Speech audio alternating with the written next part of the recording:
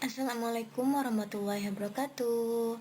Saya Adinda Putri Novia Tamala. Nah, pada video kali ini saya akan menjelaskan materi mengenai teorema limit dalam mata kuliah analisis real. Nah, pertama kita perhatikan lihat definisi fungsi terbatas. Definisinya yaitu misalkan A subset R atau himpunan A merupakan subset dari himpunan bilangan real, maka ada fungsi f yang mematakan R ke R, dan C elemen R, suatu titik klaster dari A, kita katakan bahwa f ini terbatas pada suatu lingkungan dari C, jika terdapat lingkungan delta dari C dan suatu konstanta M yang lebih dari 0. Sedemikian sehingga kita mempunyai mutlak fx kurang dari sama dengan M untuk semua X elemen A irisan lingkungan delta dari C. Jadi bisa kita katakan bahwa fungsi f ini terbatas apabila kita mempunyai suatu nilai konstanta, suatu nilai konstanta atau M yang lebih dari 0 atau M positif, sedemikian sehingga kita bisa mempunyai mutlak fx, di mana tapi fx-nya ini yang kurang dari sama dengan M untuk semua X anggota irisan dari A dan lingkungan delta dari C. Selanjutnya teorema limit fungsi. Teorema 4.2.2, jika A subset R dan fungsi f memetakan A ke R mempunyai suatu limit pada C elemen R, maka f itu terbatas pada suatu lingkungan dari C. Jadi maksudnya apabila limitnya ada pada C, maka f itu terbatas pada suatu lingkungan dari C.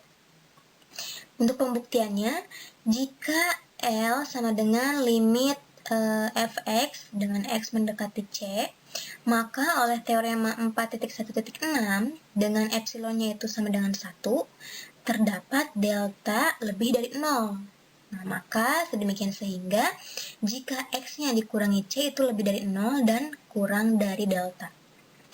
Maka untuk mutlak dari fx dikurangi L itu akan kurang dari 1. Dari sini mutlak fx ini apabila dikurangi dengan mutlak L itu akan kurang dari sama dengan mutlak fx dikurangi L dikurang dari 1, dan akan kurang dari 1. Nah, oleh karena itu jika x-nya itu elemen dari irisan antara A dan pi delta C dan x-nya tidak sama dengan C, maka mutlak dari fx ini akan kurang dari sama dengan L ditambah 1. Dan jika C-nya itu bukan elemen A, kita ambil M-nya itu sama dengan mutlak L ditambah 1. Sedangkan jika C yang elemen A, kita ambil M-nya itu supremum dari mutlak FC dan mutlak L ditambah 1. Ini berarti bahwa jika C elemen A irisan pi delta C, maka mutlak fx ini akan kurang dari sama dengan M. Ini menunjukkan bahwa f ini terbatas pada pi delta C suatu lingkungan dari C. Selanjutnya masuk ke definisi operasi pada fungsi. Definisinya misalkan A subset R dan misalkan pula ada f dan g itu merupakan suatu fungsi yang terdefinisi pada A ke R. Kita mendefinisikan jumlah f plus g, selisihnya yaitu f min g dan hasil kali f kali g atau fg pada A ke R sebagai fungsi-fungsi yang diberikan oleh f plus g dikali x itu sama dengan fx ditambah gx. Sedangkan untuk f dikurangi g x berarti fx dikurangi gx, dan fgx yaitu berarti fx dikali gx. Nah, untuk semua x elemen A. Untuk selanjutnya, jika diberikan B yang elemen R, kita definisikan kelipatan B dikali F itu sebagai fungsi yang diberikan oleh B kali Fx sama dengan B dikali Fx gitu. untuk semua X elemen A.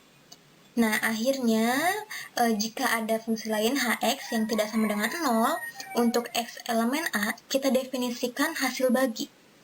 Berarti F per H adalah fungsi yang didefinisikan sebagai F per Hx itu sama dengan Fx dibagi Hx untuk semua X elemen A.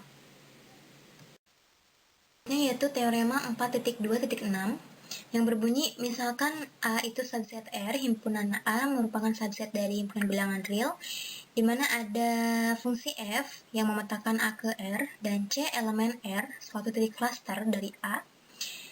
Jika fx-nya ini lebih dari sama dengan A, suatu fungsinya ini lebih dari sama dengan A dan kurang dari sama dengan B, untuk semua X elemen A dan X tidak sama dengan C, dan jika ada limit f di mana limit fx mendekati c ada, maka limit tersebut akan lebih besar sama dengan A dan kurang dari sama dengan B. Untuk pembuktiannya, jika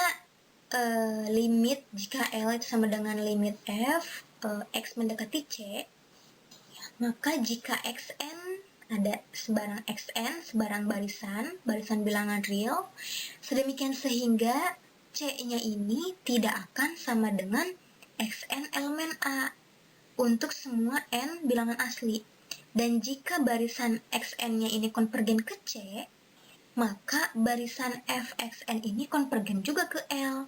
Karena fxn-nya ini lebih dari sama dengan A dan kurang dari sama dengan B, kita lihat bahwa untuk semua n bilangan asli, berarti L itu lebih dari sama dengan A dan kurang dari sama dengan B. Karena L-nya itu kan tadi apa? L-nya itu berarti limit F dengan X mendekati C. Nah, selanjutnya yaitu teorema Apit. Misalkan A subset R dan ada suatu fungsi F, G, dan H yang memetakan A ke R dan C elemen R suatu titik cluster dari A. Jika Gx-nya ini lebih dari sama dengan Fx dan kurang dari sama dengan Hx, untuk semua X elemen A dan X tidak sama dengan C, dan jika limit f X mendekati C, limit f dengan X mendekati C itu sama dengan L dan sama dengan limit H X mendekati C, maka limit G dengan X mendekati C itu akan sama dengan L. Nah, begitulah materi mengenai teorema limit yang dapat saya sampaikan. Semoga bisa bermanfaat bagi kita semua. Wassalamualaikum warahmatullahi wabarakatuh.